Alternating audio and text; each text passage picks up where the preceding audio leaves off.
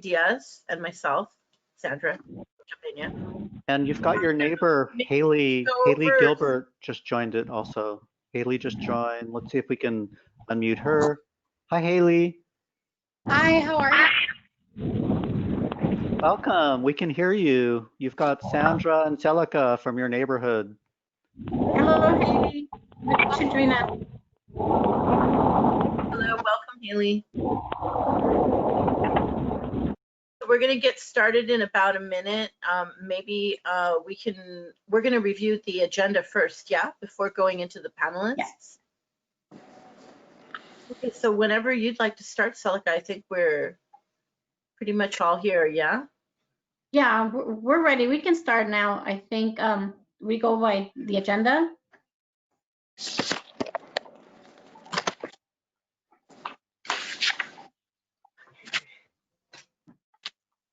So if anyone is joining us that needs Spanish language translation, is there a phone number that they should call in? Si hay alguien que necesita interpretación en español, durante la junta, si tenemos ese servicio, se puede llamar un número, ¿no? Un cierto número. So, Sandra, we're providing interpretation simultaneously, and so our colleague Margarita is available. Our colleague Margarita is available if anybody needs interpreting. That it'll take place simultaneously during our meeting. Okay, perfect. So, si hay alguien que ocupa traducción, déjanos saber por medio de esta junta y voy a asistir en esa forma. Gracias. Okay, awesome. So we'll go over to the agenda and welcome everyone. Thank you for joining us for our August 2020 community neighborhood meeting here for Pacific Park, formerly East Side. You know, we're trying to catch up. We weren't able to meet, you know, the earlier part of the year, and we have some issues that we've been concerned about as a neighborhood that we're just going to get some updates on. We started last week kind of updating on our standard safety plan and some of our traffic safety concerns. So this meeting, we're going to talk about some kind of hot spots that we have in the neighborhood. We've had some issues with, you know, homeless coming into people's property and using, you know, like the water hoses or, you know, the front yards as bathrooms, and that's kind of, that's a health issue. So we wanted to, it's cleared up significantly since those concerns. So we're going to hear more about, you know, what other plans there are for, you know, keeping all those issues, you know, on top of them. We're going to talk about the situation over at the Dollar Tree over on Bishop between Main and Cypress. We've had some flare-ups there, and then we'll have an update on the Cypress Street Fire Station, a 100-year-old structure on Cypress and Bishop that a lot of us in the neighborhood are fans of. Get away.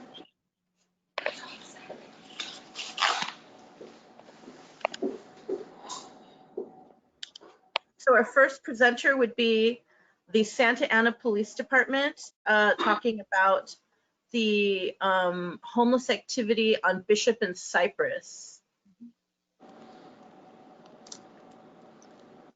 So we have Commander Weber, we have Sergeant Montiel, and Corporal Velasquez. So Commander, if you would like to start, or if you prefer to defer to one of your team members.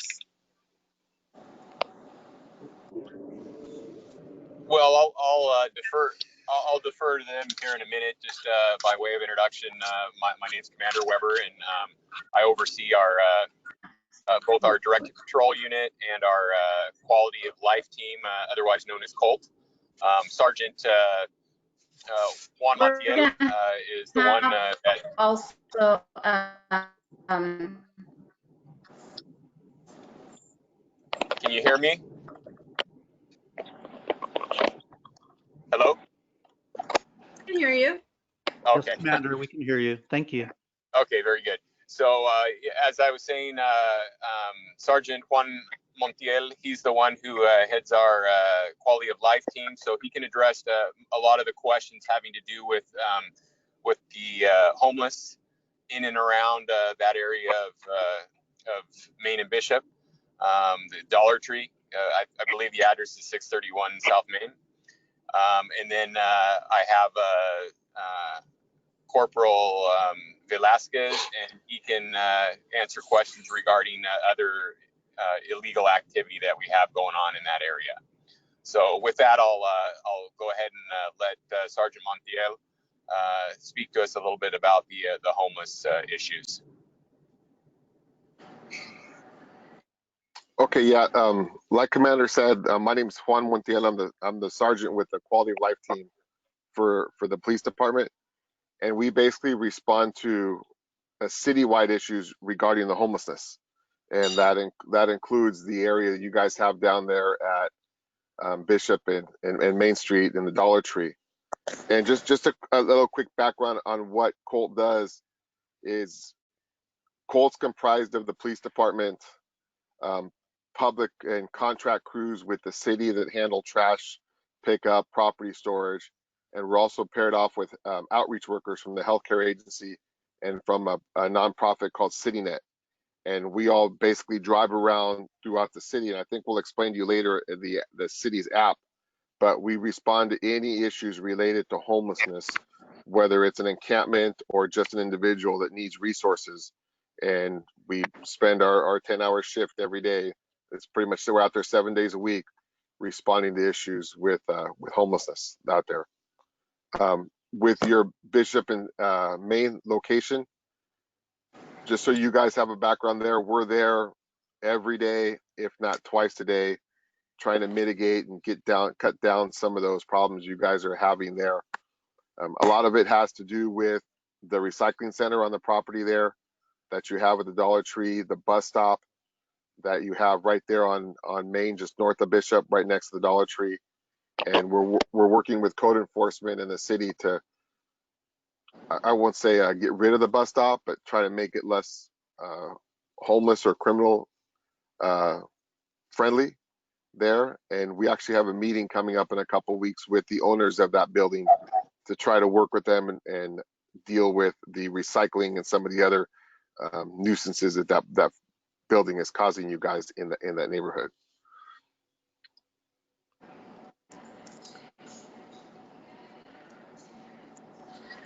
Hi, this is. If you have any questions? Go ahead.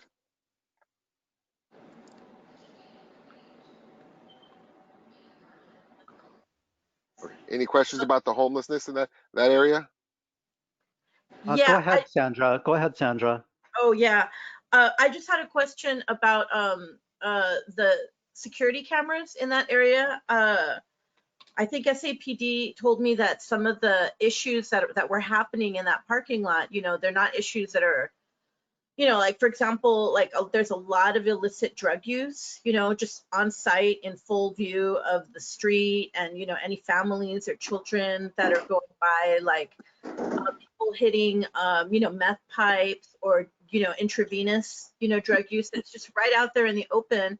And SAPD told me that it's a problem to address that because it's not on camera. It has not been captured in the act, and that there's no surveillance cameras for that parking lot. That I grew up in this neighborhood, so that a parking lot's been an issue for at least 30 to 35 years, and there it just seems to have new layers of problems being added to it. Before 35 years ago, it was mainly a place for false fake IDs, and then it became a place, maybe with the recycling, that actually started attracting active drug use and distribution.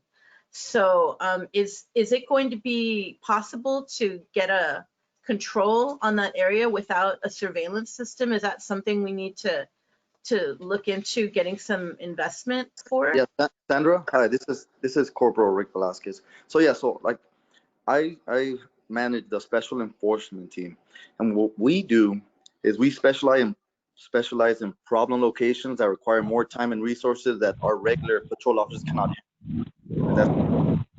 So the whole drug use issue, yes, it is difficult if you don't see the users actually ingesting the narcotics or the drugs to go ahead and prosecute or even arrest. So what we're gonna do, we have undercover capacities that we're gonna deploy in that park. So me and my team, even starting tomorrow, we're gonna set up undercover cars in the parking lot just to see what type of activity is going on in there.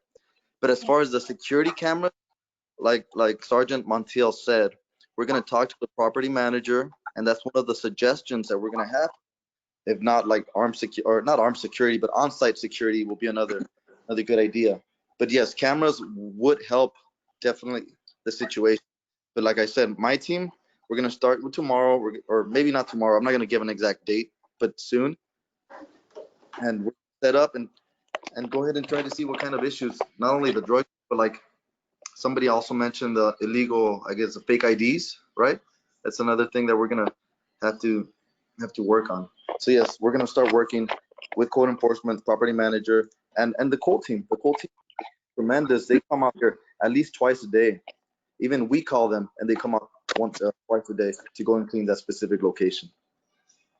Hey, Sandra and Celica, I want to let you know that Haley, Officer? resident Haley, has a question also. Maybe we can unmute Haley's mic and have her ask her question of you guys. Haley, can you hear us?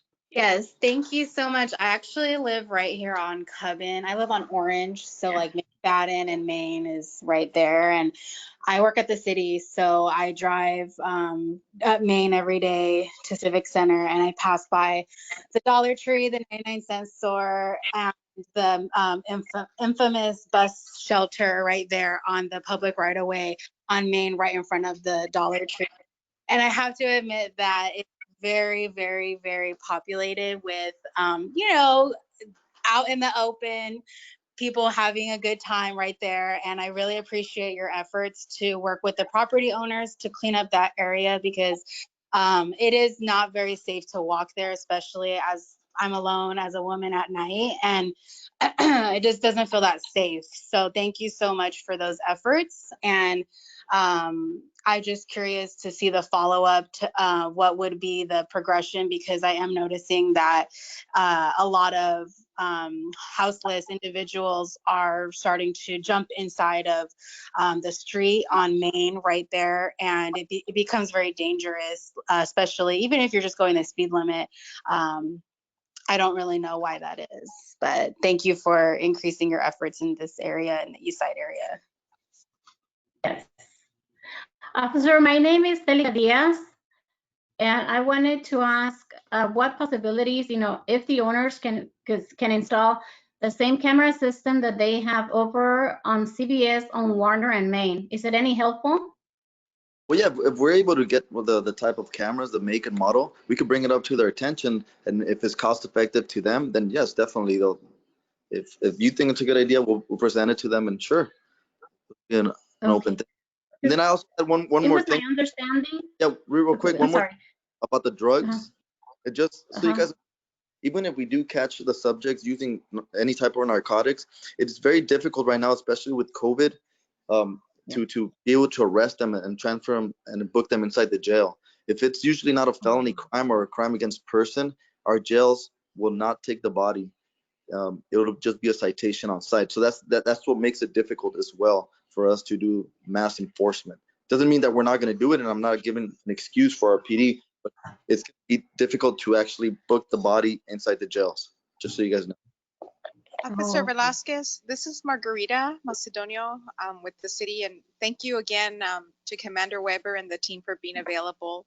I wanted to follow up on Celica's inquiry, because you know, Scott and I as city staff have done some outreach with that CVS on Warner and Main and South Main. And so we've heard a lot, you know, from the manager on site. So if we gave you the manager's contact information and just did like an intro again to follow up with, you know, the cameras, the safety features, would that help? So at least, you know, it's a good baton pass for you guys, just to kind of provide some recommendations. Okay, because we can certainly help in that area. Great, awesome. Thank you, Margarita. Thank you. Thank you so much for updating us on your plans to address this ongoing issue. I just wanted to also add that in addition to the drug use, I mean, part of it is because it seems like that parking lot is a big distribution point. It's kind of like a little LAX of people on bikes with their backpacks waiting for the drop.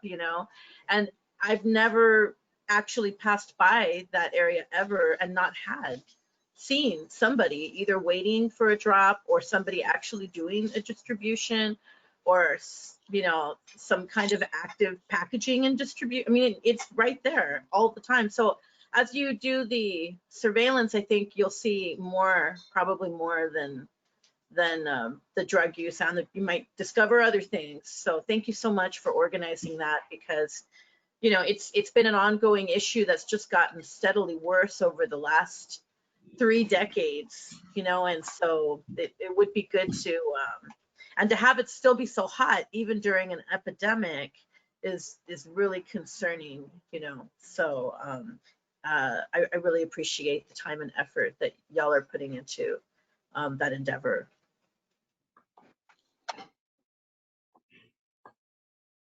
Okay.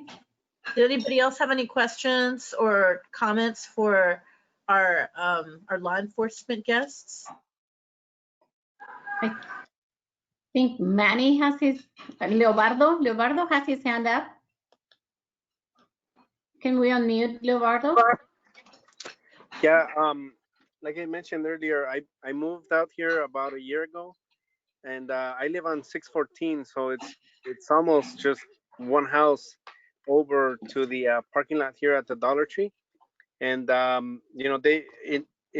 this is my point of view as someone new to the neighborhood.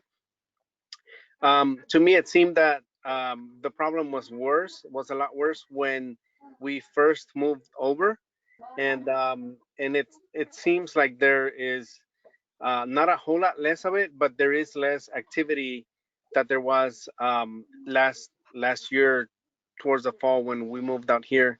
And the drug use, we see it very often, even in front of our house, where the guys or the people here are using meth and just shooting themselves up. But we've noticed it's been decreasing rather than increasing, and that's just my point of view and my opinion. But I would like to thank the SAPD for doing that and helping get the situation resolved. And this is Corporal Velasquez. Yeah, and we love hearing that, because we have been, like, this is one of our problem areas. And just a reference point, in the last 3 months, we've responded for calls for service at least 50 times to that location. Everything ranging from drug-related calls to suspicious persons to trespassing.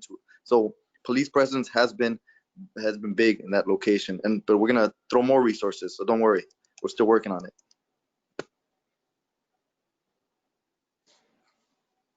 Great, thanks so much. Thank you very much. Well, So if there's no other questions, we should move to the next topic, yeah? Or do we have a presentation? Yeah, this is Scott. I think Haley had one other question, actually. Okay. We just unmuted her, so let's see if we can get Haley. I don't actually have another question right now, Scott. Thank you, though. I just lowered my hand, so it would be less Okay, confusing. very good. All right, no worries. Thank you. Okay, back to Celica and Sandra. Okay. Who do we have next? Next we have Terri Eager. She's going to talk more about the homeless and the programs that the city has available, right? Right.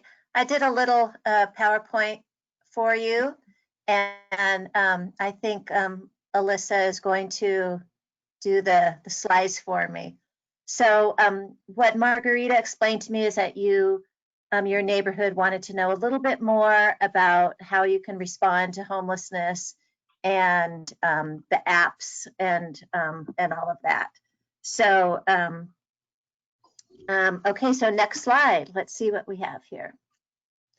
So I thought I'd give you a little bit of a background. Every 2 years, the county does a homeless count, a point in time count. And so I have the last 3 years identified here. So our last count was in 2019, January of 2019. And you can see our unsheltered numbers, our sheltered numbers, and our total. This is for just Santa Ana. We will participate in another point in time count in January, unless COVID, changes it, and we don't. So at any rate, these are our numbers. Next slide. And so as a result of all of those numbers that we see, I wanted to let you know some of the great things that we're doing. So in the city of Santa Ana, we have over 785 beds that homeless individuals are able to utilize. 200 of those are part of our own city shelter, the Link. And then we have over 434 units of permanent supportive housing. So this is affordable housing with services wrapped around it so that the individuals have their own apartment, but they're also receiving those services that they need to sustain themselves and to keep them housed. We provide a variety of funding for rental assistance. And then we also have housing vouchers specifically for those individuals who are experiencing homelessness. Some of those are for the TAY population, some are for veterans, and then some are just mainstream vouchers.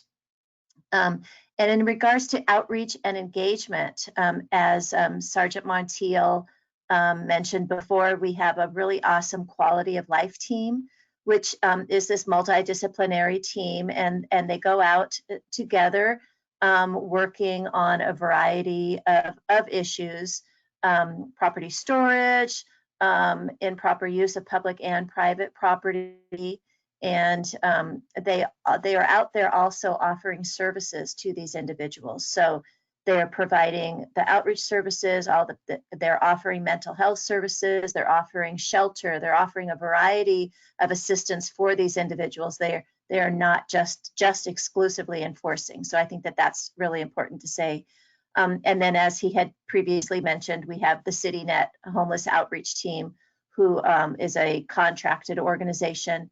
And at times we're able, if we just have an individual somewhere, we're able to send the CityNet outreach team to that individual, whereas the COLT team would have all of the services wrapped around them. They could go out, they could clean up the tents, they could pick up their property, take it to storage, whereas the CityNet pretty much just addresses the individual. Terri, Next this slide. is Scott. Terri, this Yes. is Scott. It looks like Maria has a question. Okay. So if we could just pause briefly and see. Absolutely. Maria, if you want to unmute yourself, this would be an opportunity to ask Terri a question at this point in her presentation. Yeah, I noticed that the permanent supportive housing only has 434 units, but we currently have like over 1,000 people that are homeless from the one-time count. So is there a chance that the city might think about increasing permanent supportive housing so that we don't have people still on the streets? The city is always looking at various opportunities and constantly moving forward. The city has been very active, and in fact, we're one of the cities that has the highest number of these types of units. We are opening up a new facility, Aqua Housing, in the next 6 months or so. The Veterans Village, which was renamed to Heroes Landing, just opened. And so, I mean, I guess the answer is yes, we're always looking at it. We're just kind of moving as fast as we can.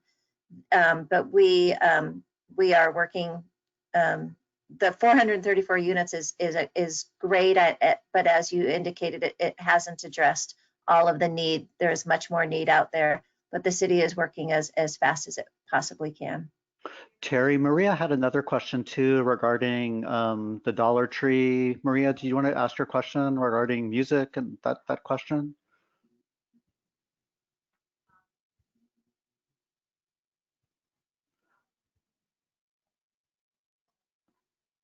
Hi. I don't know if the officer is still around, but I was thinking maybe the dollar store could look into using classical music as a way to deter people from loitering, just like 7-Eleven is doing, because I've read that that actually is working to deter people away.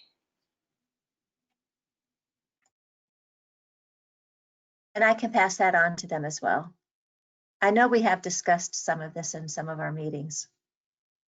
Okay, excellent. All right, very good. Those are all the questions we have right now. So back to Terri and Sandra and Sela.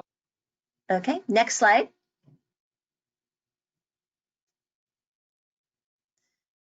So as I mentioned, the city has its own homeless shelter. It's called The Link. There's a couple of beautiful photos there that you can see. And I just wanted to let you know that this information is on our city website. I'll provide the address or the link to you in a little bit here, but you can look at all of these things. But we have successfully placed 136 individuals into housing placement, and you can see a variety of those. Some of those are into permanent supportive housing, some are in their own apartments, some have gone into affordable housing, some have moved out of the area with as a family reunification. So the city is very proud to say that we have provided 136 individuals straight out of the shelter into permanent supportive housing or into some type of housing placement. Next slide. Terri, we have a question from Haley regarding the link, actually. Okay. So perhaps we just unmuted Haley's mic, and Haley, go ahead. Hi, Terri. I was just wondering, I thought that the link was a temporary structure, and It is. The link is a temporary structure, and I actually have a photo at the end of the presentation of what the new shelter, the replacement shelter, is going to be looking at. Or looking like. We are currently working on that. They have taken over the property, and now we're working on the interior.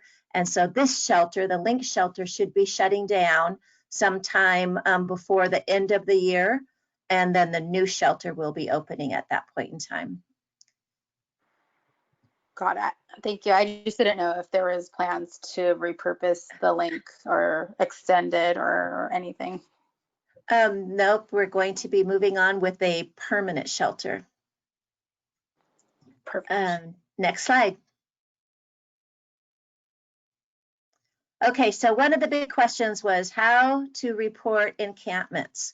So I wanted to provide you a little bit of information about this really awesome app that is available. It is free. You can download it on an iPhone or an Android. And there's a photo of it. The left photo, the one that's in the darker blue, is what will first come up on your screen. And down there on the bottom right, where there's a little horn, it says report an issue. And so when you push on report an issue, then the second screen will come up. And there you have an opportunity to report an issue in the correct category. And I really wanted to emphasize this, that please report an encampment if it truly is an encampment. If it is trash on the ground that may be very obviously from an individual who is experiencing homelessness, that doesn't mean it's an encampment. That means that it's trash left over. So that's illegal dumping. You would want to put it in that category. And then when the app has the opportunity where you can take a photo right then and there, or you can save it and upload it later.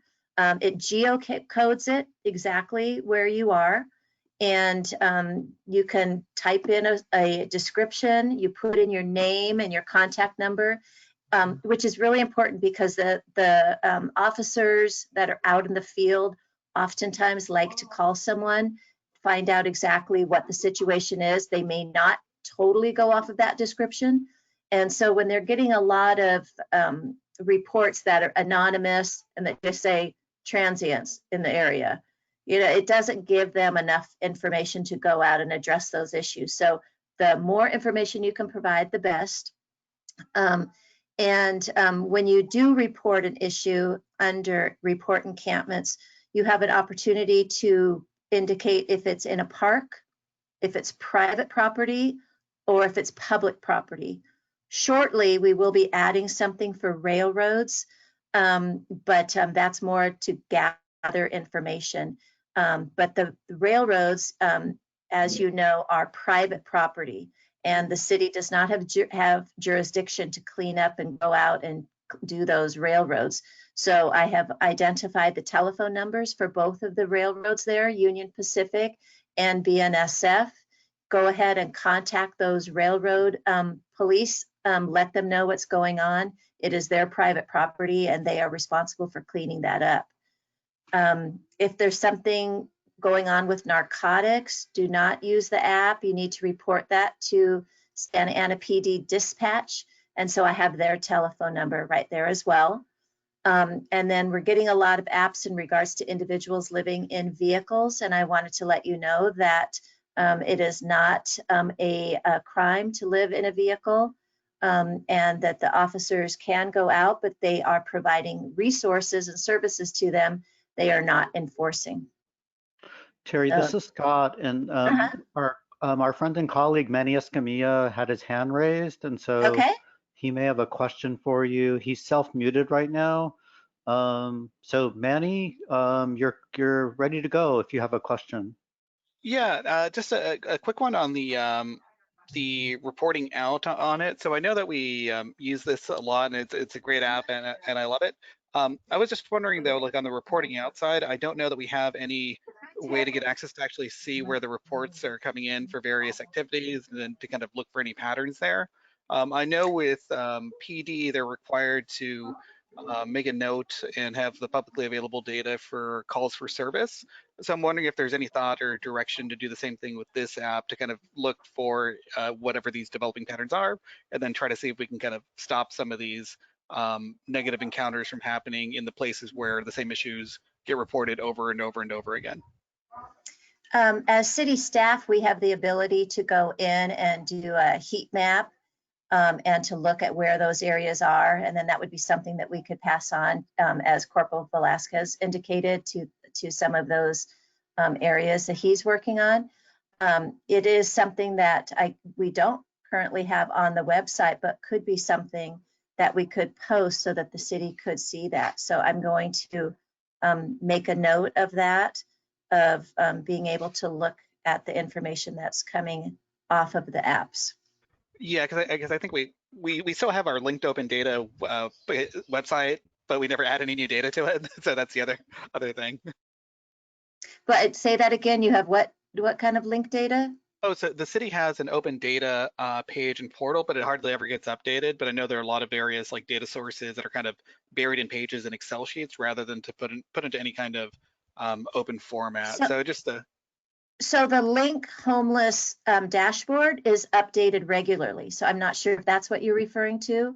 No, I mean like the concept of linked open data. So just having open data that then is able to be linked out and automatically updated. Okay, I understand.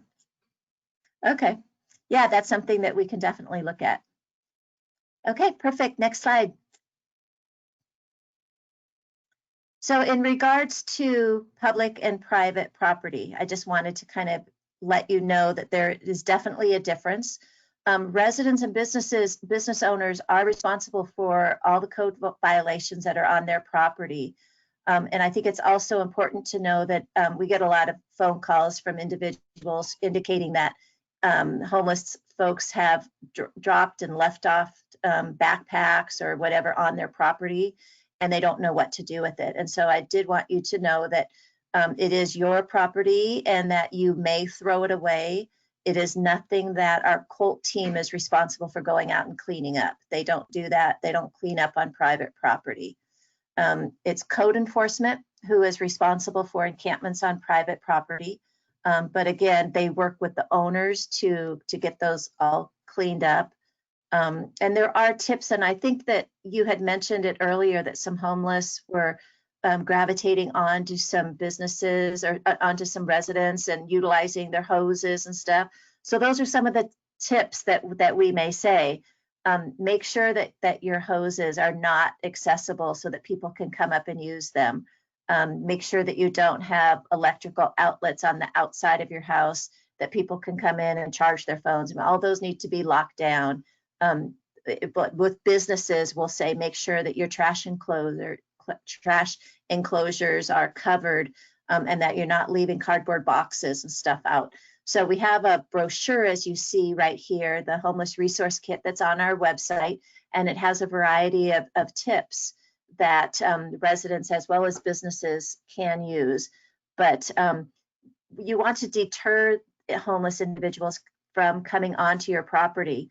So if you have some really nice bushy, bushes out there that people can kind of hunker down in for the evening, those you're kind of, people are going to be gravitated towards those. So those are things that you would want to cut down, move, and whatever you can do so that individuals are not attracted to your property. Hey Terri, hey Terri, this is Scott again. I'm sorry to interrupt you, It's okay. but Haley has her hand raised, and so she may have a question or something. And so, okay. Haley, we've unmuted your mic. If you have a question for Terri, Sandra, or Celica, we're here for you.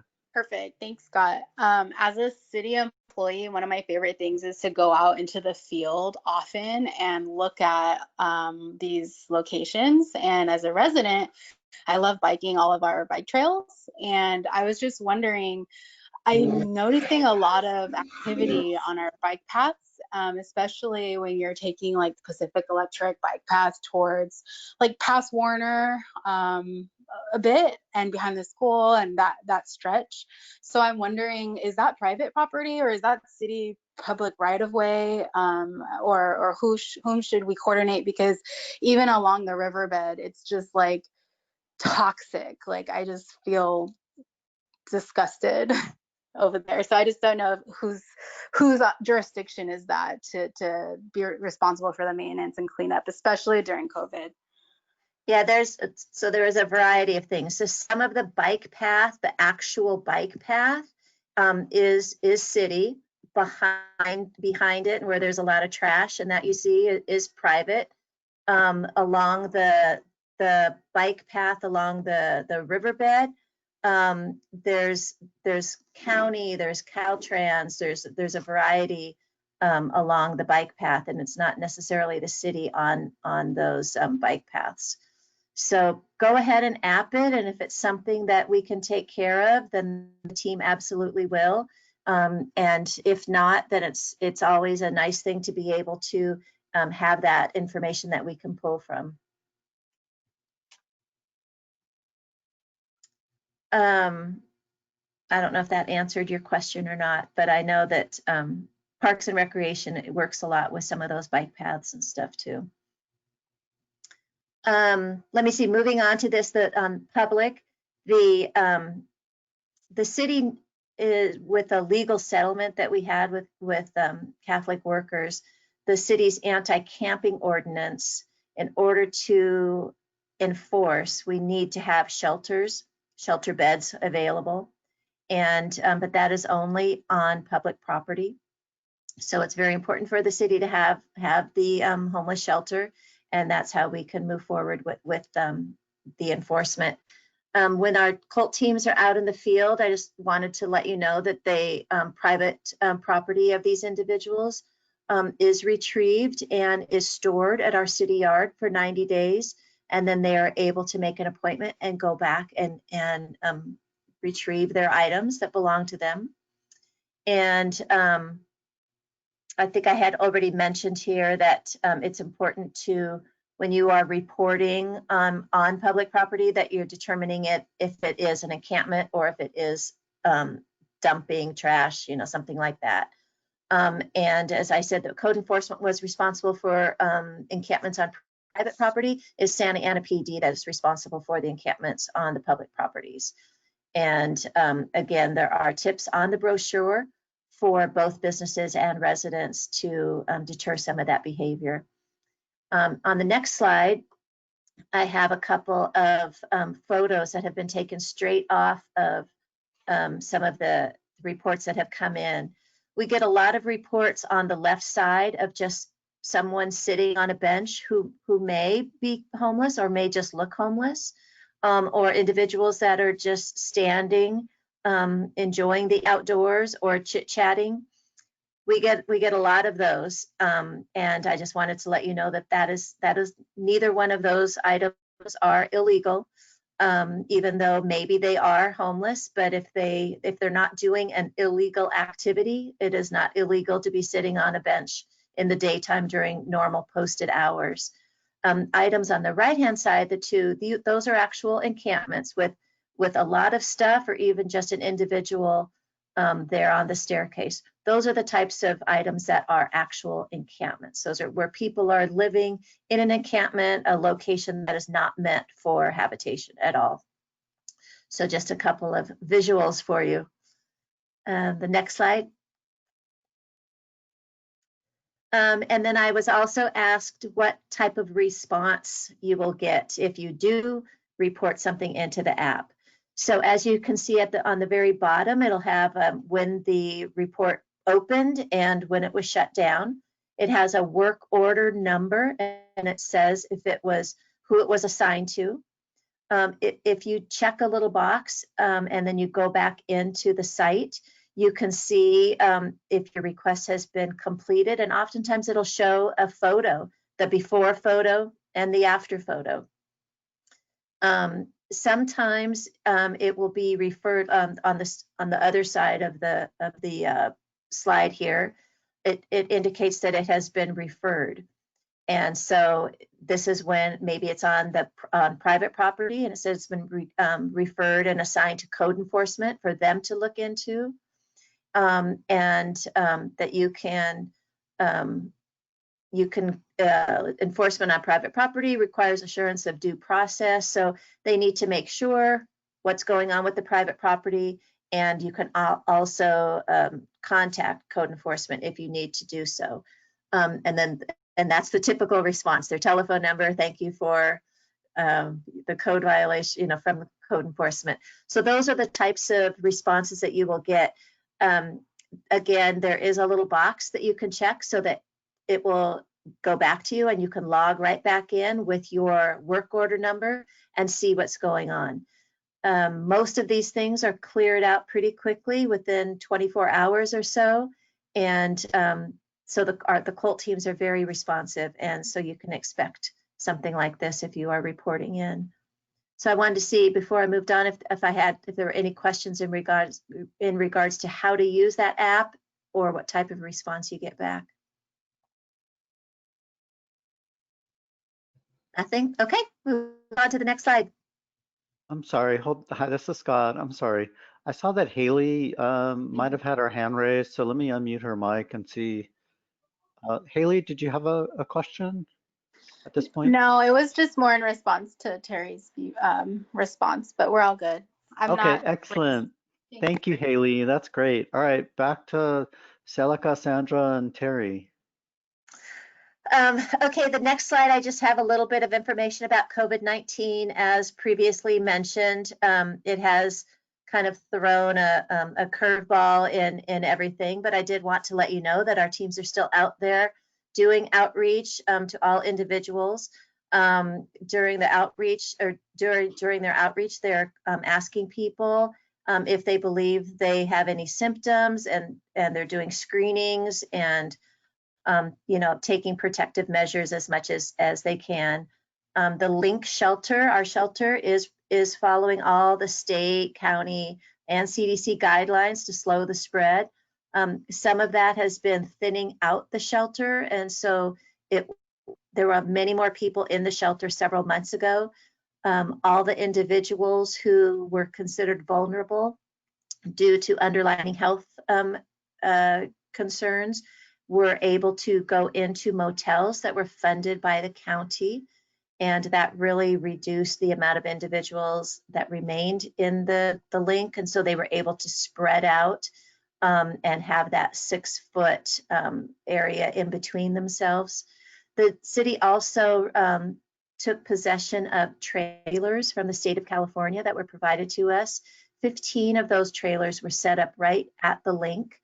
And so they are able to be fed by the Link staff. They didn't go very far, but they went out into the parking lot, into their own trailer. So some of those are individuals in them, some have a couple families or one family per trailer, or some couples. But that is just another way that the city was able to isolate some of those individuals who were considered vulnerable. The county has motels available for individuals that are either vulnerable or are need to be isolated because they're symptomatic or are COVID positive. So the county has really stepped up with an abundance of units for individuals. And fortunately, the city of Santa Ana was able to take advantage of many of those motels as well. The county healthcare agency goes out to the shelter and they test the staff as well as the guests to determine if anyone is symptomatic. And if they are, they remove those individuals into one of these motels so that they are not spreading the virus amongst those individuals that are remaining at the shelter. And we've done a really good job. So there have been some people that have tested positive, but very few. So we're doing a really great job. Next slide. So here is a photo of the exterior of the replacement shelter. As I had indicated previously, we do not have a name for it yet. And so heaven only knows what that will be, hopefully something very exciting. But it is a homeless navigation and recuperative care center. So it's slightly different than the link. It is going to be a shelter in one aspect, just like the link, but we're going to have some recuperative care beds, which are for those individuals who have come right out of the hospital, or who are not able to, if they're coming right out of the hospital, they're not ready to go out onto the streets, or they need some care. The shelter providers typically are not equipped to be able to work with the health requirements that these individuals have.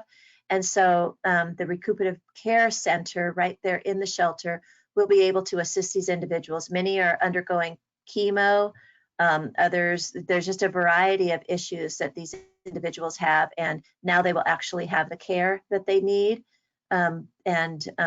which is something really great, and we're really excited to have that as incorporated into our new shelter.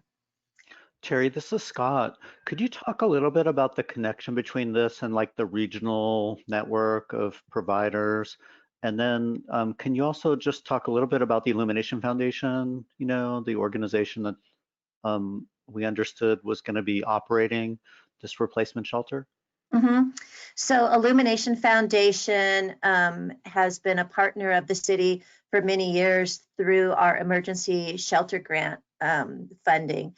And they, when we sent out the RFP, they were one of the applicants and they were chosen.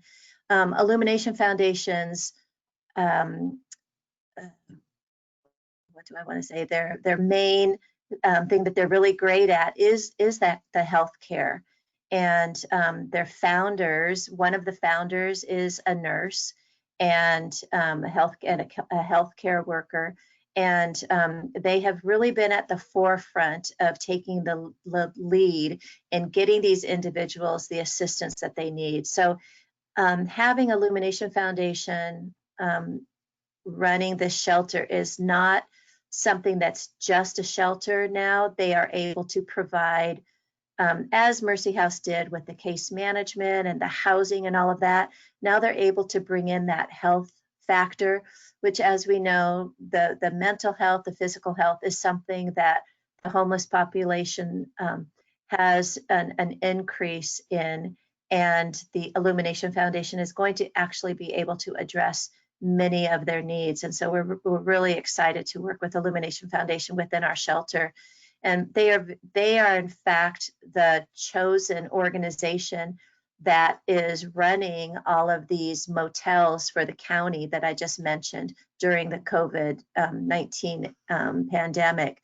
So they have under their wing all of these motels, as well as working with the Family Collaborative. They are they're very active in regards to with the whole continuum of care in Orange County, and they will be a really great partner for the shelter. So they're, I don't know if that answered all your questions, Scott, but they will be a terrific partner at our new shelter. We're really excited. We are working with them right now in, so now that we have this exterior of the shelter, we're really drilling down into what the interior is going to look like. And it's really exciting to see how Illumination Foundation is looking at the design of the shelter, how they can fit the individuals in there, how they're looking at it. It was exciting because we released the RFP in December. They applied and were selected in February, and then COVID hit. And so we really, it was, well, good timing and bad timing. The good thing about that is that all of a sudden we realized, you know, these congregate shelters are not necessarily the best thing for something like COVID-19. So they had an opportunity to kind of go back to the drawing board and redesign the inside of the shelter. So that's a great thing. So when this shelter opens up, we will be COVID-19 ready. And they also have been the operator of some other shelters. So we're really able to take advantage of all of their knowledge that they have learned from running all of these other shelters. So it's going to be a state-of-the-art shelter. That's great. Thank you, Terri. We also just wanted to double back with Maria, just in the event that Maria had a question, another question. Maria, I know you're self-muted, and we just wanted to make sure that we're being responsive to any questions that you might have.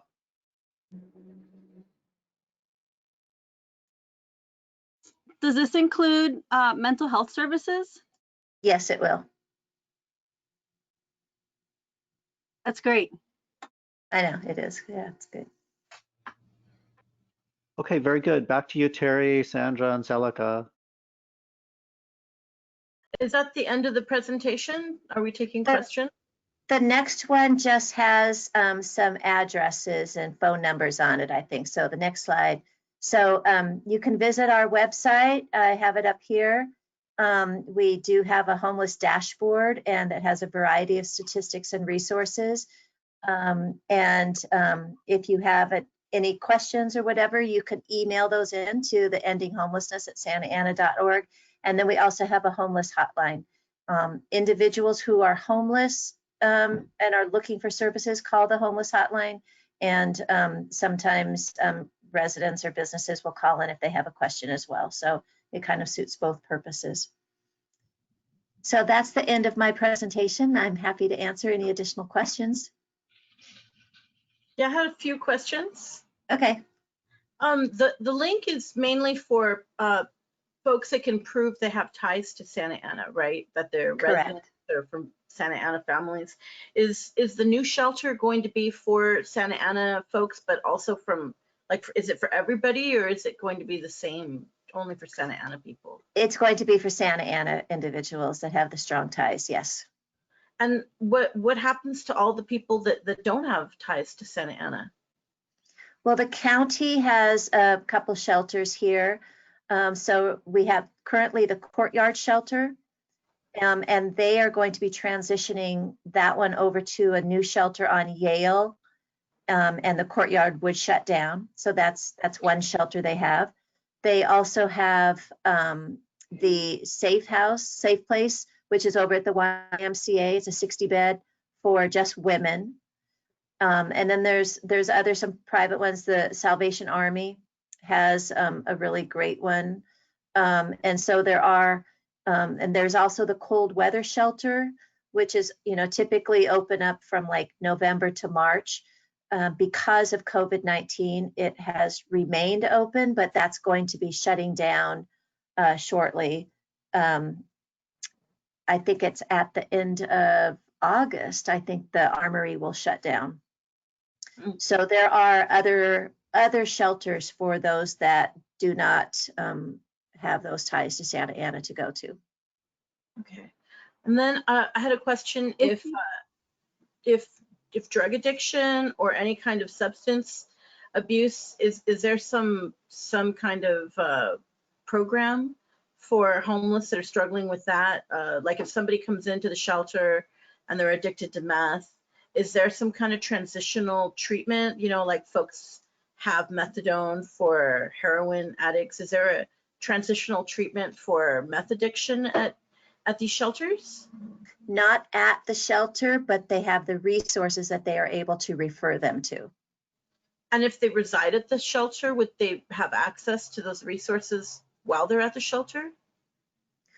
I guess it depends what type. They can participate in whatever programs are available. Some of those would be inpatient types of programs, so they would need to go to those.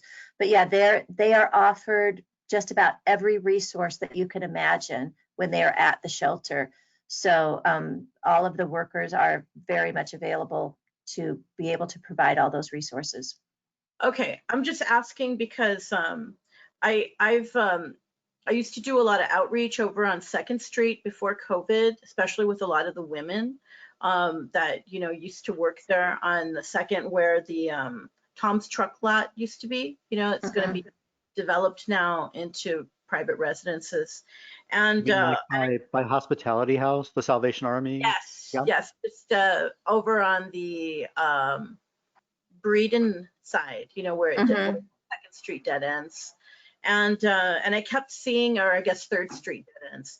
I kept seeing a lot of folks that, you know, were from the neighborhood that should have been at the link, but they said that I guess, you know, because they have issues with substances, that they're not allowed to leave. If they leave, they have to be gone for like three weeks, or there's this, I guess there seems to be a lot of resistance to remaining at these shelters because, I don't know, I mean, according to these folks, there wasn't enough treatment to keep them from getting sick from the substances they were on. So since they can't use at the shelter, then they felt their only option was to continue to use and not be in, you know, cold turkey pain, is to remain on the street. So that just seemed to me like just something to keep in mind, that if part of the reason why a lot of these folks are on the streets is that they have really, you know, they have very traumatic lives that they're self-treating through,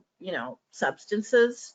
And so if you put them into a shelter with, you know, without the substance that's helping them cope with the trauma, then how, I mean, that would be very difficult. That would be a tall order, you know. I mean, I would have trouble if I couldn't have my coffee every day, you know, to just go into a totally different environment. So I hope that you know, that's taken into account as you move forward. And then the other thing was, I'm glad to see that during COVID, it's no longer criminalized to reside in a vehicle or an RV on our streets. But is there any kind of plan or program maybe to designate specific parking lots as safe places? Because a lot of, for example, women and families that live in vehicles might benefit from like a place that actually has on-site security, maybe some hygiene facilities, because people that might be in between apartments, or a lot of people might be losing their spaces after the virus settles down, if they can't, you know, make all those back rent payments. It seems like people that have vehicles are more easily able to maybe re-enter, you know, conventional society. The vehicle, a lot of them have jobs, but they just need that specific transitional support. So I hope there's some kind of plan for some kind of a safe lot, you know, that offers that, you know, hygiene facilities, you know, job counseling and on-site security, and preferably in different parts of the city, so that at least we can, because, you know, I think a lot of folks are going to be having a hard time keeping a roof over their heads after the suspended, you know, eviction, you know, goes away. So I hope there's some plan for that.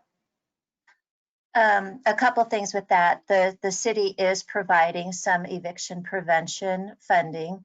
So hopefully that will address some of it. I know that we had previously looked into some of those safe parking areas, and it was determined at that point in time we didn't want to go through with it. But you know, obviously everything is on the table at this point in time. So you know, stay tuned. Terri, I think that Celica maybe had a question or something. I saw her hand up there. Hi, Terri. I have a few questions. Okay. One of the questions is, will the people who have participated in the rent program, those people who participated once, would they be allowed to participate again? Which rent program are you? From the rent relief program. The rental relief program.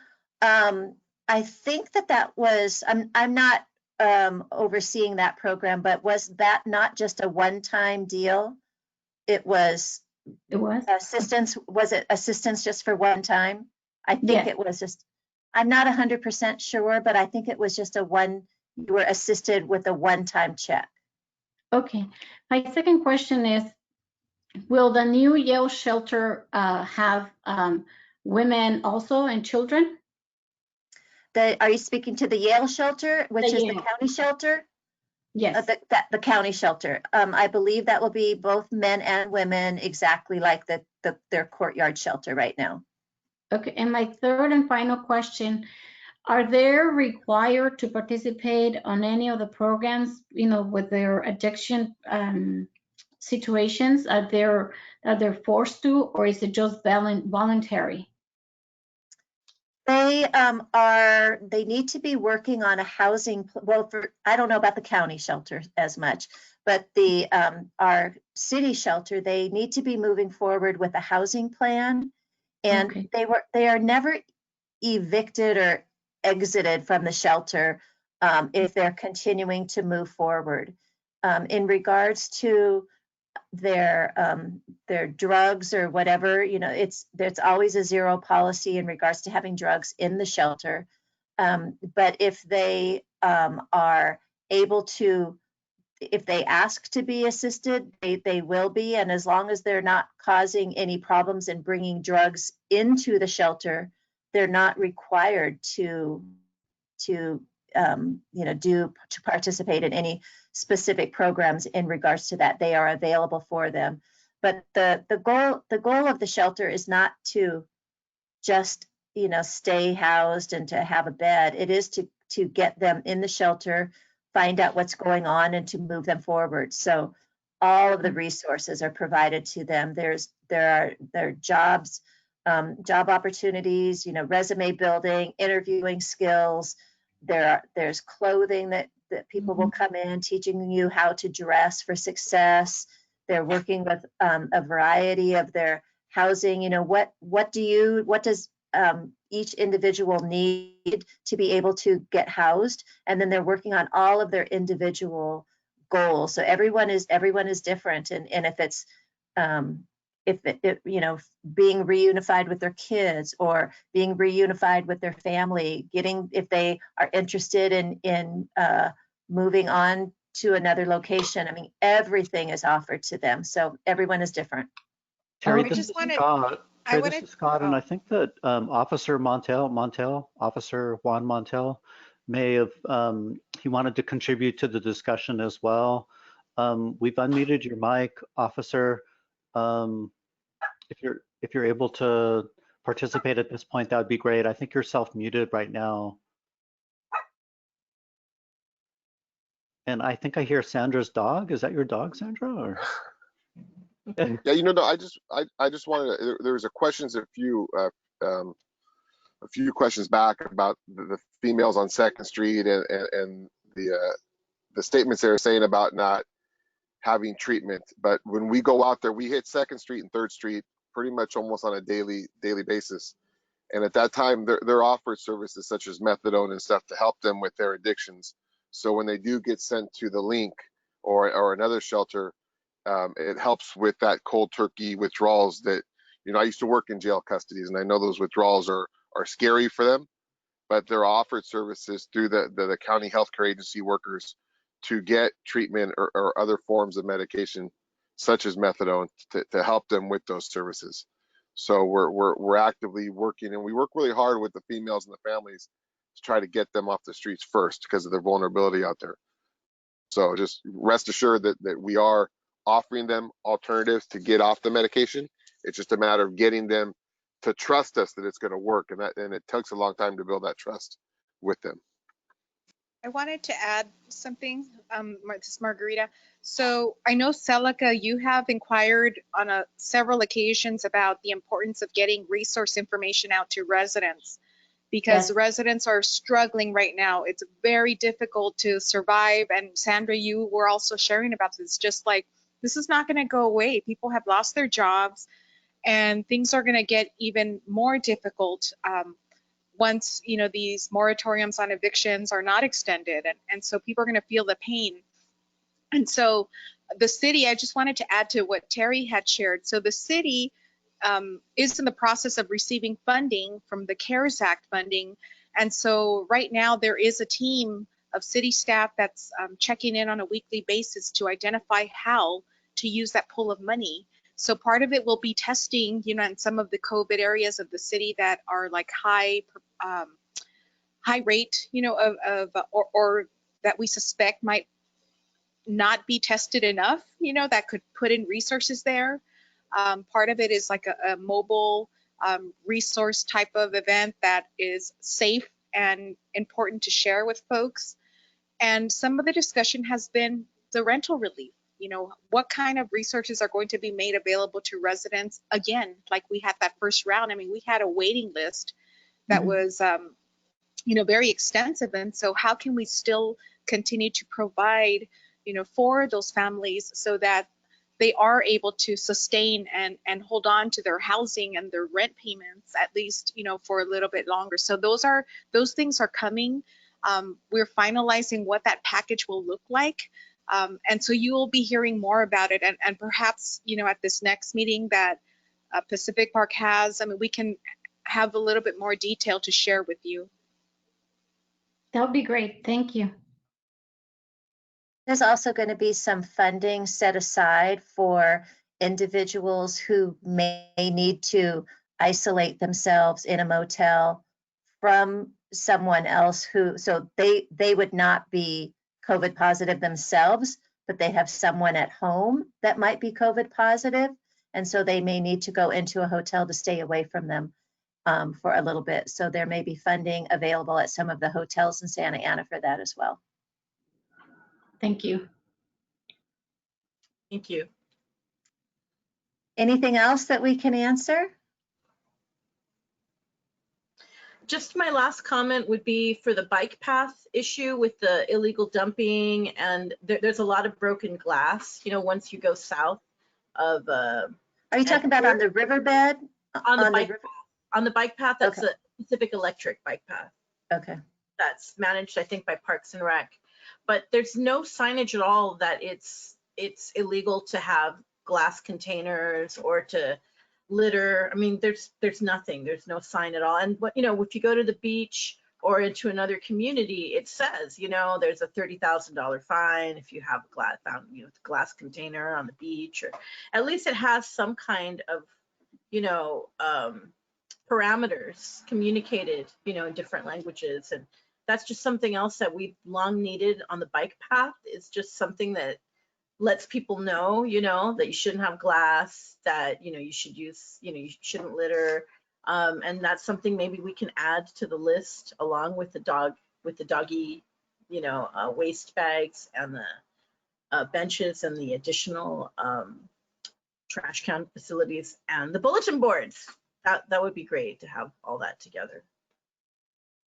I've put that down. I know that they do have some signs on there posted about hours and different things like that, but it's just hours maybe. Yeah, but I'll look into, I'll pass this on to Parks and Recreation about that. We can even add the bulletin board over at the park itself too. Like look for an area where we can put it on the park, like in one of the bathroom walls, you know, we can put it there. That's a good idea. Yeah, I think it'd be good just to have some kind of communication possibly, people are always losing dogs, losing cats, but I think there's a lot of services, like you said, Celica, there's a lot of services that people need that thankfully they're getting some information maybe from their kids that are online, but it'd be good to have that expectation of, you go to that bulletin board and you can look up, I know SAUSD prepares weekly food distribution updates, it's these two-sided flyers that say every single day where the food distributions are. And something like that should be posted all the time, I think, and publicly in our neighborhood. Yeah. And I will think pass Maria, that on to Parks and Rec. thank you. I think Maria Zacarias has another question. With our homeless program, if there are homeless people in the city that have family outside of Santa Ana, do we provide maybe a way of getting them to their families or wherever they are originally from? Because I know San Francisco has a program like that. Yeah, our city has a family reunification program as well. And we have been successful at reuniting individuals with their families.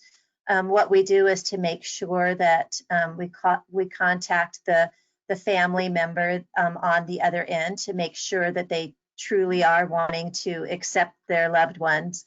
We don't just stick people on buses and hope that they arrive somewhere. We actually make those connections for them. And so, yeah, definitely, it's a great program.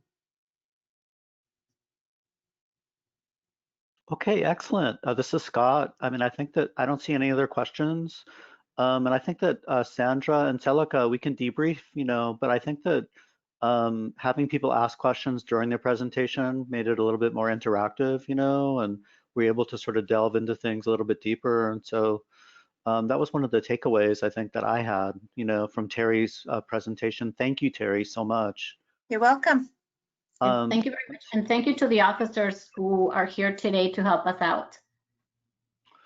And so this is Scott, and so it's back to you, Sandra and Celica, regarding the rest of your agenda. I think, Terri, thank you so much again. You're welcome. I guess I'm going to sign off. Thank you. And thank you, SAPD, also for your update.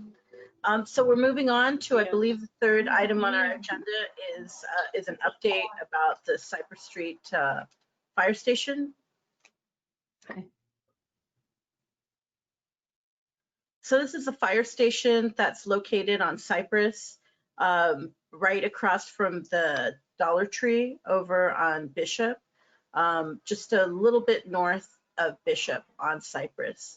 And it's a 100-year-old structure. It used to be a fire station, and it's one of the one of the older structures in our neighborhood. Our neighborhood's very excited and I think inspired by the historic homes and the historic structures that we have. We don't have a lot or very many that are publicly available, because most of them are private homes that are owned privately.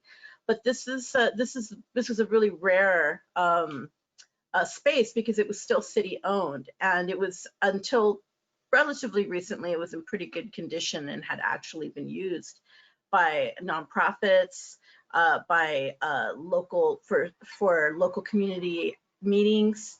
I know that many people in this neighborhood, Pacific Park, and in nearby neighborhoods like Wilshire Square and Henninger Park were very interested in rehabilitating this property, retaining it for public use, because it fulfills so many of our city goals. It fulfills a city goal of retaining our historic properties and and being good custodians of our local history. We've been long needing additional community space for studying, like maybe for a library annex. We had a past library director and a past interim city manager really I think motivate and excite people with the possibility of having that structure be a hub for our Santa Ana history room and a repository for our local history, maybe a little community archive. And of course, we've long needed a digital library hub, a place where, you know, kids could come and pick up a hot spot. We certainly see the need for that now that, you know, we've had this disruption to our educational system. A lot of families don't have Wi-Fi. And so we see that the need, that there's a big digital divide. There's a lot of access to technology that is not happening in our neighborhood and in other parts of our city. And here we have this wonderful property that had all this potential, and also had at least a dozen people willing to do fundraisers, actively writing letters. Celica just recently wrote a letter, and it was read at the Historical Commission. Chris Schmidt, also from another neighborhood over on our western side of Santa Ana, also wrote a letter. I think Manny also wrote a letter. So there's been a lot of interest in this property, and unfortunately, when the city council voted to dispose of it, they voted based on the information they were given by staff, and there were a lot of things that just didn't make it onto that staff report. There were a lot of errors and omissions. Errors in the sense that, you know, the site was not really assessed as to, you know, if the state mandates, for example, that our surplus property be used for affordable housing, well, we all know that affordable housing developers don't buy properties to develop 2 units or 4 units. They buy properties to develop more than 10 units, you know, to make it economically viable. And that's just not, there's just not space at that parcel for, you know, a multiple unit low income development without destroying the property. Maybe retaining the facade is what I had heard, you know, at our update over on the Historic Resources Commission. But certainly that's kind of distressing, you know, when we think of the potential of this property and how it already fulfills so many goals that are important to our city and community. So anyway, so that's my biased introduction to this. And now we're going to hear this staff report that gives us the official information of where we're at right now. Yes, so I can take it from there. So as you can see, based on the advocacy efforts that have taken place years, you know, about not only maintaining the well, one has to be the maintenance, right, of the Cypress Fire Station, but also there was a lot of vandalism that was taking place, and so the community was putting pressure, you know, on the city to do more about securing it because it was being broken into. There were some fires reported, and really there's been some significant damage. And so this property, you know, was selected along with other properties where, you know, the city was interested in selling it. However, you know, there's also, during that same time, we had the Surplus, you know, Lands Act that the state had required a process for affordable housing development for properties that the city was interested in disposing and holding for sale. So I think that's where the conflict, you know, is with the efforts that several or many in the community have voiced. So we circled back with the Sylvia Vasquez from the Community Development Agency to get, you know, where is it at? We know that the council, you know, made a decision earlier in the year. We know that this pandemic has started, and so it's sort of difficult to see where things were at. So I just wanted to review the latest status of this property, and so I'm reading it from a summary that that Sylvia had shared with us to relate to the meeting tonight, and that is that currently the property is going through the Surplus Lands Act that the state had required for this process for affordable housing development.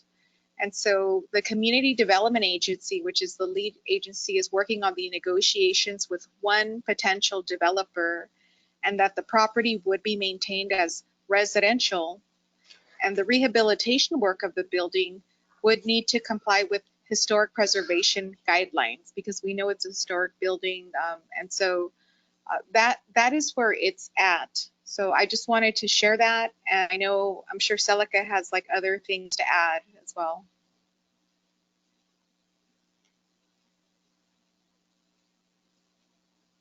Celica, Sorry. did you? I was muted. I was muted. Oh, okay. Well, it is a very sad, situation, because like Sandra said, we have been working and trying to work on saving it for quite some time. And there were different ideas that people had in order to preserve it. But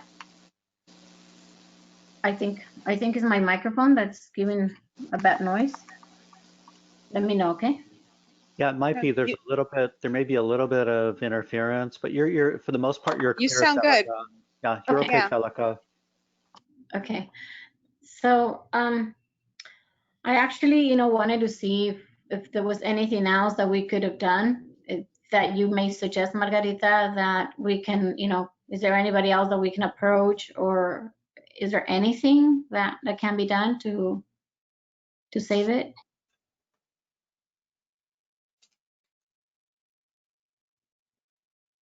So, I mean, I think some of the thinking are based on your letters and sort of the pressure, that you as the neighborhood, leadership is placing. I mean, I think the decision was made by the council, the city council, and so I think it's probably through that channel where it would be revisited. But our understanding at staff trying to identify or get clarification on the status is that the staff from the Community Development Agency is following up with that action that the council made earlier this year to move forward with that. So it almost, I mean, the way I would describe it is like the wheels are already in motion for that negotiation, unless one of the policymakers wants to revisit that. And I think that's where like Sandra and yourself, Celica, have been, in these other conversations to try to see what other options to pursue.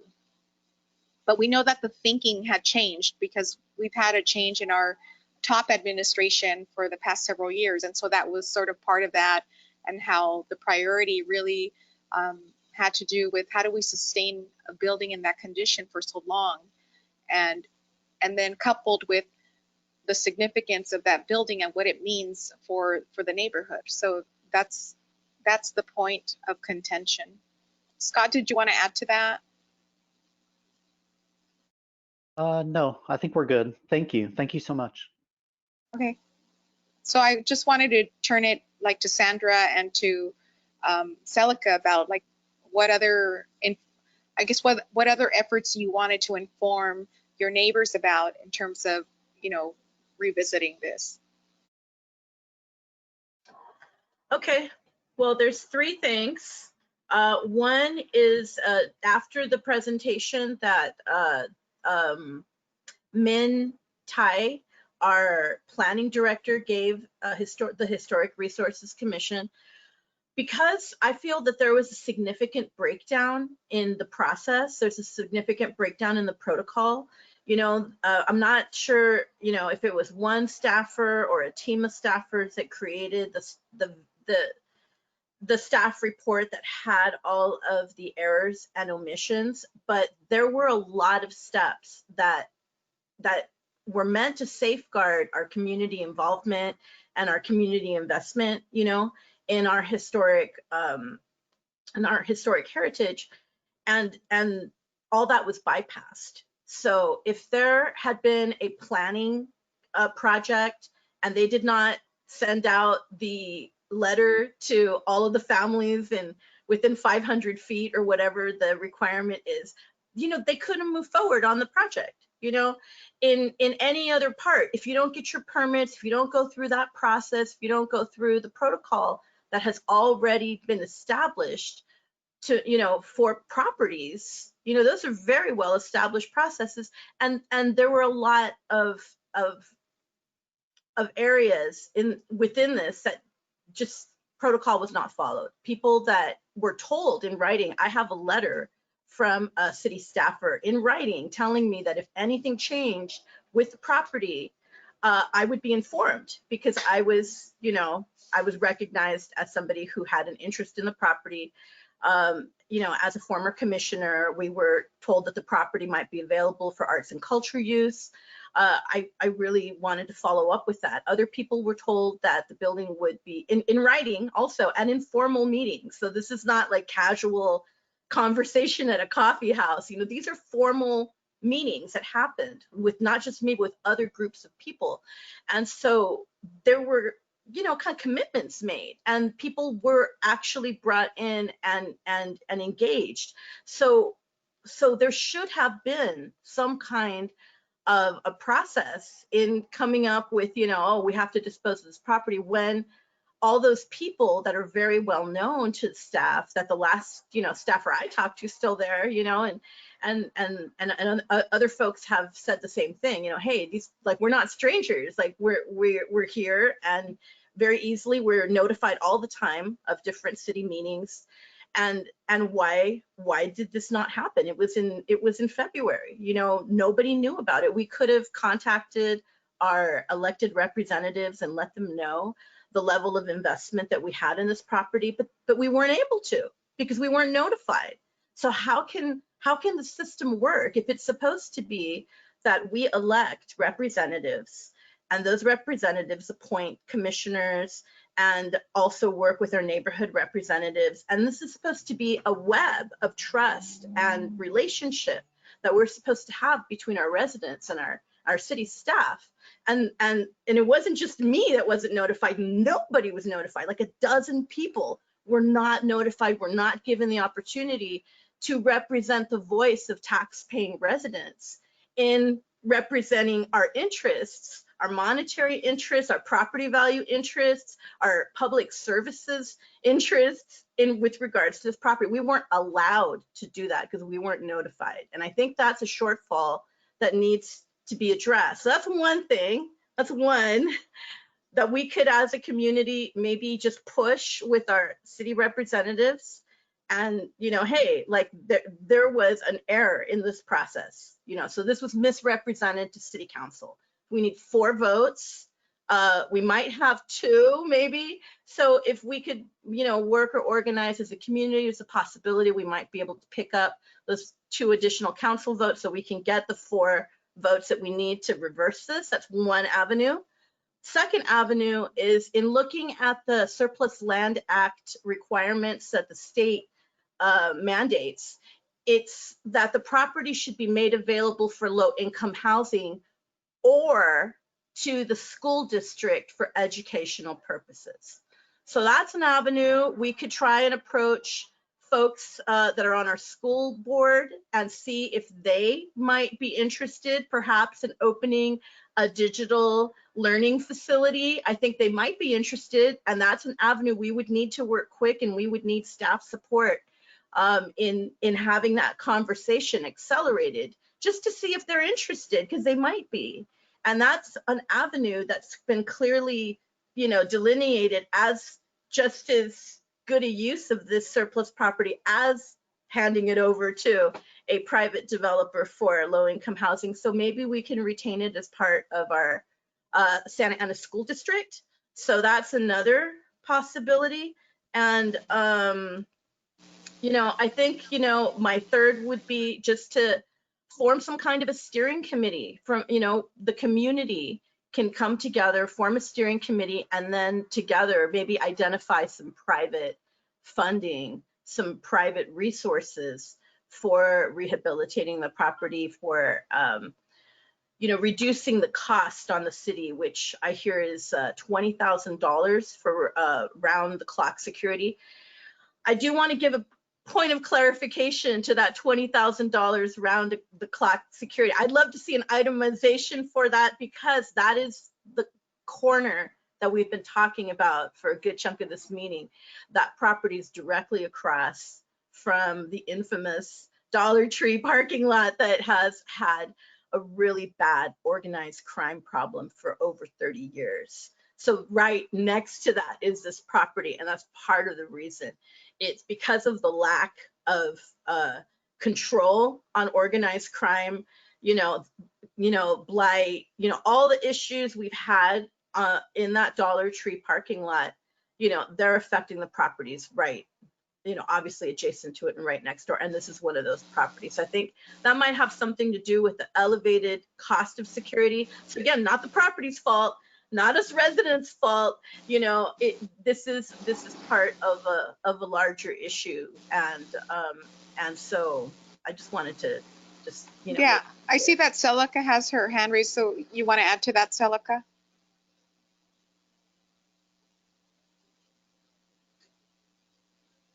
Can you unmute yourself, Celica?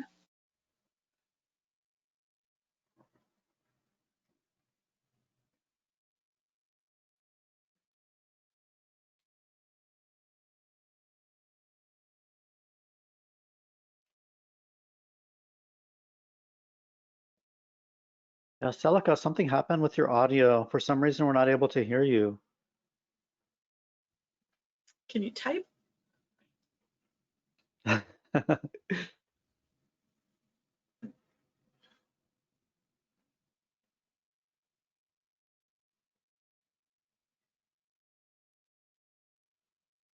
God, she's unmuted on our end on the platform.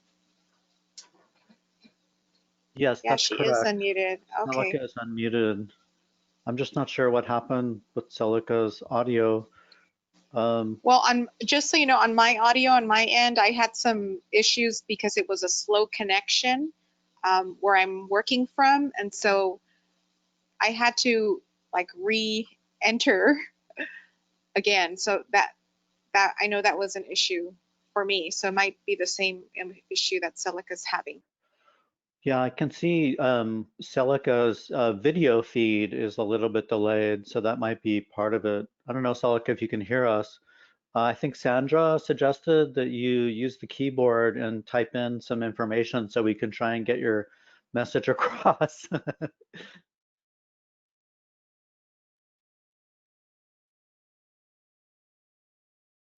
In the meantime, does anybody else have any questions or concerns or information about this property? I think, Manny, you were involved in one of the committees to help fundraise to rehabilitate the property.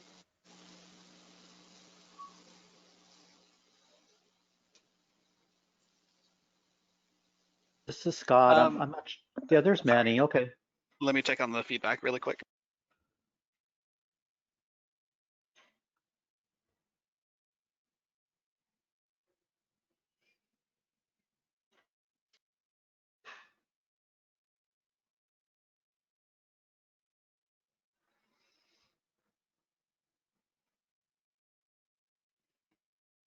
Okay, sorry, that should be better. Can you all hear me? Yes. Thank you, Manny. Yeah, sorry, I just had the audio on without the microphone and had to reconnect it. I never actually ended up being on a fundraising committee, so there was an intent, I think, when I was still there under the previous one of the previous Parks and Rec directors, Gerardo, went to do some fundraising for it, but no official organization or foundation or any kind of nonprofit vehicle was ever actually established. So everything was still in the kind of preliminary funding phases. The most that I kind of just did recently was just concurring with Celica's email message to the Historic Commission during this last meeting, just that it is a resource to be preserved and should be thought of that way. My own particular observation on it, and I guess Sylvia will have more details as to kind of what the actual viability of the project is the city doesn't necessarily have to go through with any option, and if there was majority will on the council to basically remove this particular item from the Surplus Land Act and basically declare it no longer surplus, but in fact being used for a particular purpose, and the city seeing fit to use it for any other kind of purpose other than affordable housing, parks, or whatever else, as long as the city was still using it as a particular space, that would still be possible. I don't know how, what the proper procedure is now to remove a particular piece of real estate from a surplus list and putting it back into the general kind of mixture of land that the city and the various agencies of the city own. So that's more of a technical question. I'm sure we can dig into the procedures that are outlined in the California State Code. But for now, the big hurdle is kind of just blocking any development there and trying to have it to be a bit more of a creative use. But funding is going to be hard for now and for the foreseeable future. I think is the only other observation I have on that. Okay, and we did receive, this is Scott, we did receive a note from Celica, and I will read it. Celica is saying, I wanted to let residents know that Chris Schmidt and I sent many emails to council members, but our emails were ignored. There was no response received. So that's from Celica. Celica, hopefully I've accurately represented your response there. She's smiling, so I think that's a yeah.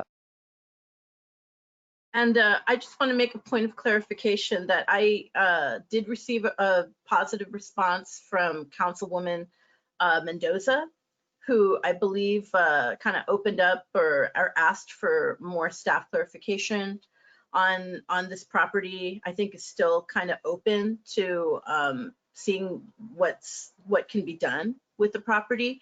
I think that Councilman Sarmiento is also open, if the votes are there to,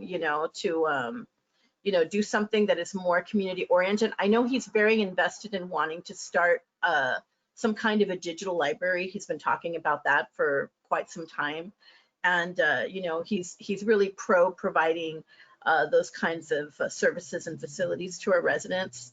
So I think, as I said before, we do have two probably friendly votes, but we need to have the support of, it would be great to have the support of Peñalosa, whose ward this is the area he represents. And certainly if we had his goodwill, then we can start to really, then we're closer to actually removing the property from this listing and maybe making it function in alignment with our new general plan, with our new strategic plan, which all say that it's a priority to establish more library facilities, that it's a priority to establish a digital, resource facility, that it's a priority to preserve our historic buildings and structures. I mean, these are all in the current, general plan and in the current strategic plan. They're in the last strategic plan. They're in the arts master plan that the city commission that we're only halfway through. We still have 5 more years on it. So I don't know how many plans this property can be in alignment with, our stated goals. And then it just doesn't make sense that we're violating all of these stated goals that we've said are important, that staff say are important. So when I hear from staff that something like this is important, like how can I as a resident really trust that what is being written into these plans, into these general plans, these strategic plans, how can I trust that that's not just a bunch of hot air if I'm seeing with my eyes that past general plans are continually being bypassed and just ignored? That seems to be a big problem.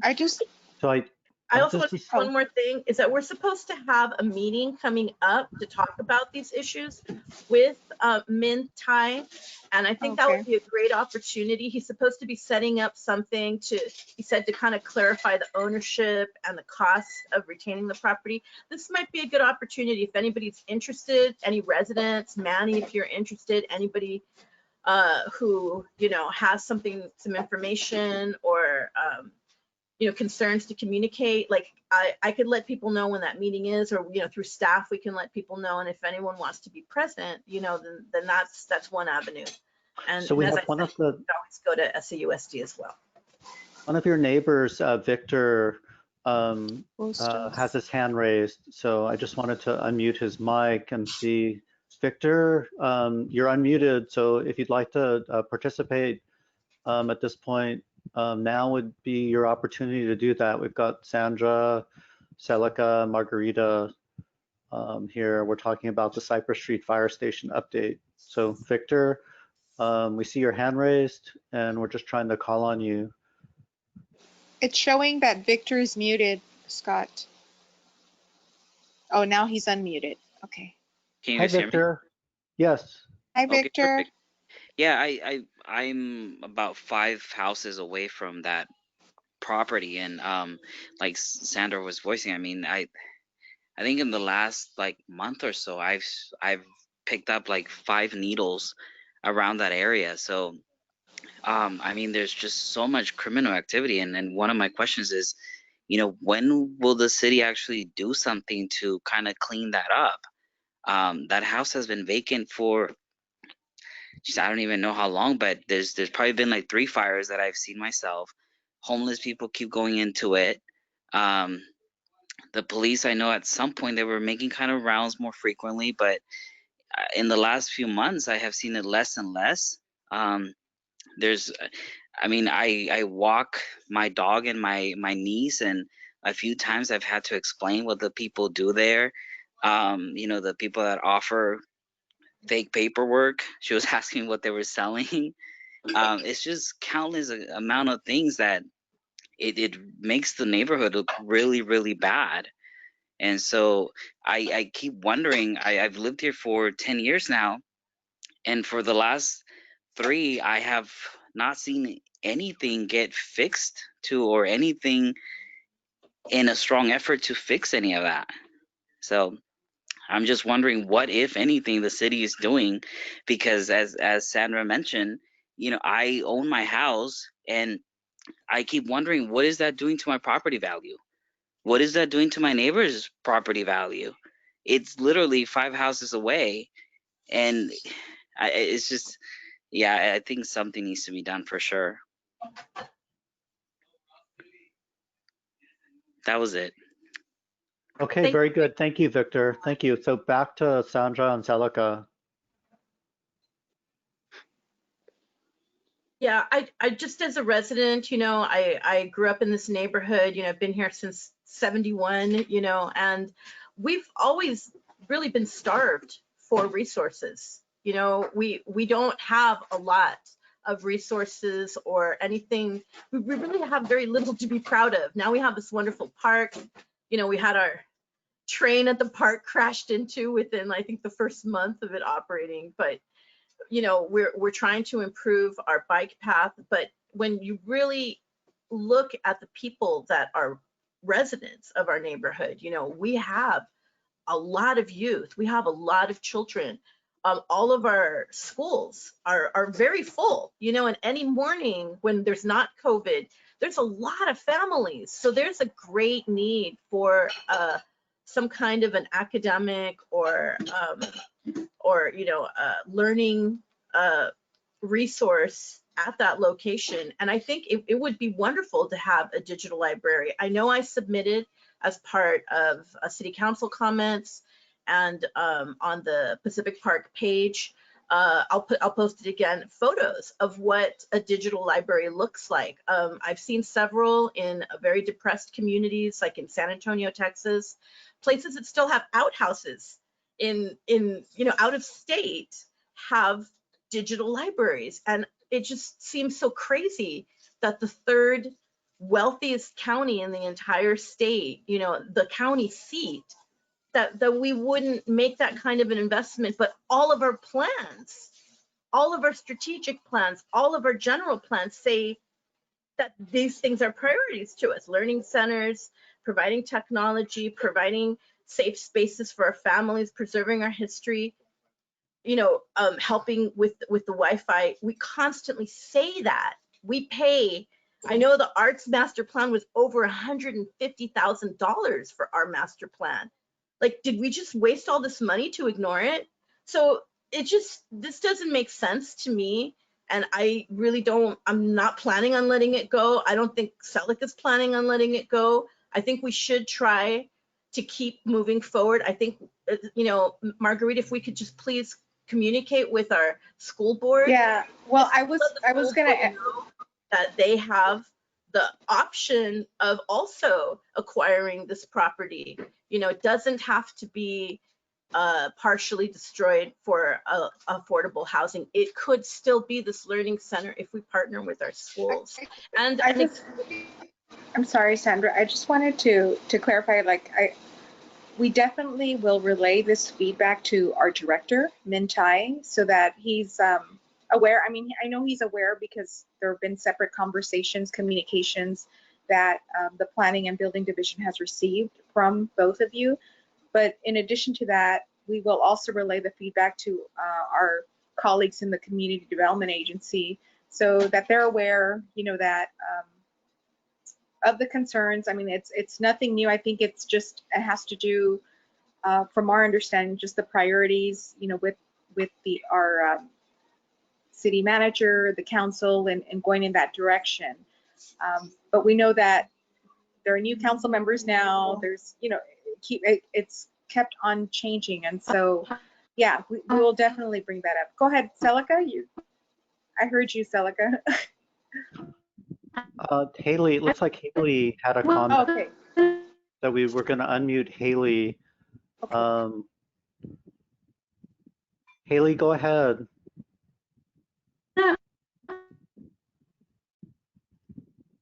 Hi, Haley.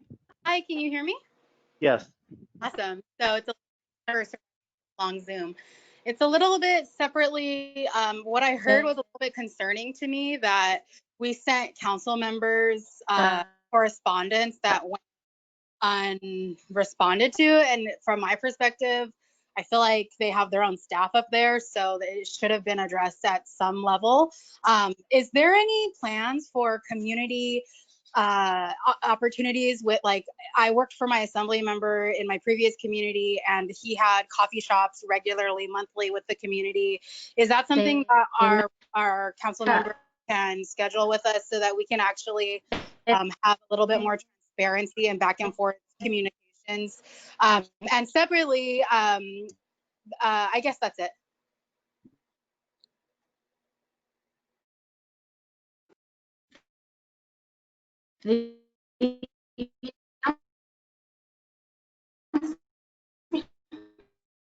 So we're having a little bit of like an audio problem.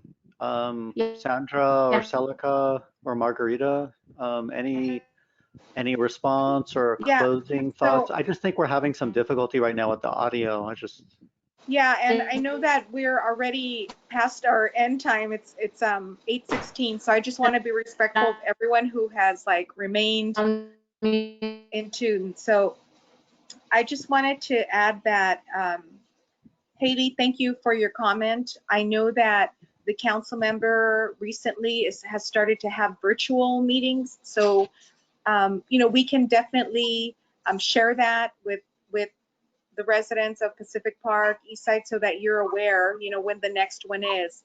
But I think in the meantime, it seems like there are efforts being led by Sandra and Celica to continue to push. So I think that will continue. The two upcoming opportunities are the follow-up meeting with our director, Min Tai, that Sandra had mentioned. And then the other is sharing the feedback with staff from the Community Development Agency. So those are two follow-ups. And then on top of that, I don't know, Sandra, that we can be directed to communicate with the school board. It's a completely different entity, and it would be like, yeah, that would have to be handled, I think. Well, this is why I think that staff would be the appropriate person to contact the school board, because it's in the freaking documentation. Right, and maybe it's not Scott and I. Maybe staff contacted affordable housing developers, right? Staff contacted affordable housing developers to let them know, and they were in that designated group. So staff should contact SAUSD. Okay. They're in the same sentence of that requirement. Yeah. So it doesn't seem. I mean, I'll go ahead and contact, you know, the school board as well, but I don't. it seems to me like a disconnect. Why staff would selectively follow one mandate in the state requirements, but not follow the other mandate. Okay, I understand what you're saying now because, yes.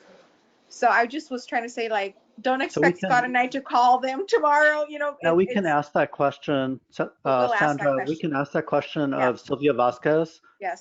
Who's the staff with the Community Development Agency, who works for Stephen Mendoza, the Assistant City Manager. She is the point person on this particular project right now. And we can ask that question, Sandra, which is, did the city in fact also notify the school district so that it was an inclusive opportunity essentially for them to be able to respond? We can easily ask that question. We'll find out what the answer is. We'll let you and Celica know as well.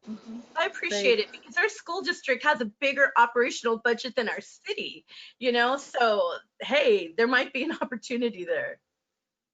Great. So thank you everyone. This is Scott, and Haley basically is saying that Haley is saying that the school board is I used to work fact, for the city of Santa Ana in the community garden program. I used to work for the community garden program for the city, and I do know that the school, Santa Ana Unified, does have a liaison that works directly with the city. Okay, excellent. And then Haley just had an observation that she entered into the text box, which is that her understanding is that the school board is in fact notified as part of the Surplus Lands Act. That's her understanding, that the school board is in fact notified, or the school superintendent is notified. That's from Haley. So we'll verify that. I'll circle back. Yeah, we'll verify that. Thank you, Haley. Thank you for sharing that. Okay. Thank you, everyone. Thanks for staying over and for joining us and for being actively involved in this endeavor. Excellent. Okay, so I think that Sandra, we're going to call it a wrap for this meeting. Thank you to Sandra, Celica, and our whole team here. We'll catch up with you guys next time.